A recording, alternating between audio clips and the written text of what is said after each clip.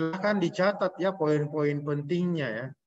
Kalau ini, catat saja poin-poin penting yang dari penjelasannya. Kalau tidak ada pertanyaan di sini, saya lanjut ke yang berikut. PLTS hibrid. Nah, kalau hibrid, ini biasanya contohnya kayak gini. Ya, biasanya ya. Hibrid ini sumber listriknya bukan hanya PLTS. Tapi misalnya ada sumber lain. Apakah turbin angin, apakah mikrohidro misalnya, apakah genset, apa, terserah.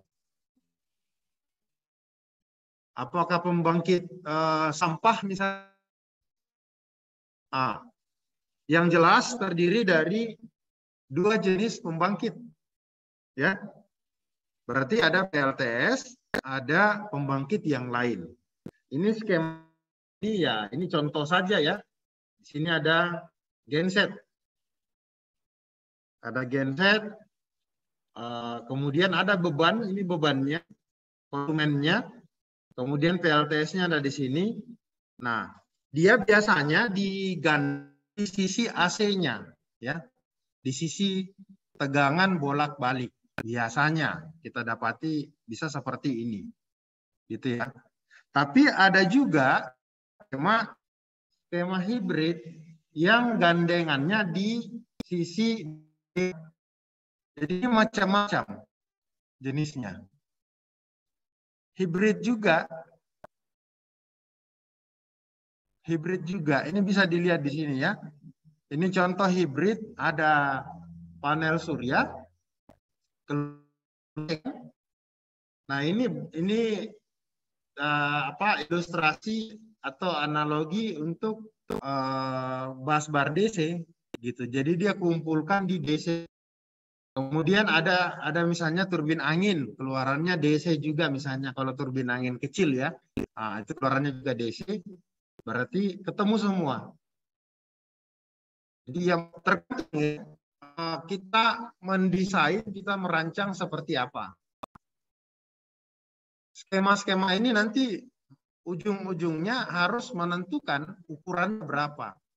Atau langsung pilih komponennya yang mana. Itu kan nanti ada tugasnya, itu sebesarnya ya, buat perancangan PLTS. Nanti per kelompok.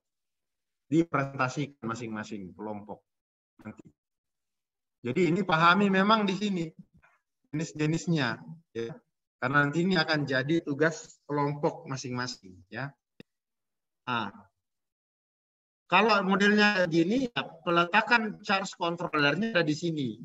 Kemudian sisi beban ini masuk ke sini ya, di sini.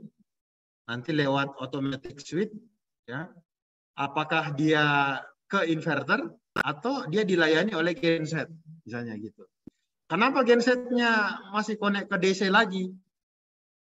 Toh misalnya untuk kondisi-kondisi misalnya mendung, PLTS nggak ada, nanti daripada baterai rusak, misalnya ya, kalau terlalu over pemakaian, nah ini bisa mengisi baterai. Jadi kadang-kadang begitu di lapangan, tergantung lah ini ya, seperti itu. Jadi desain itu bisa macam-macam ya desainnya, tapi gambarannya kira-kira beginilah, mewakili ya. Ada yang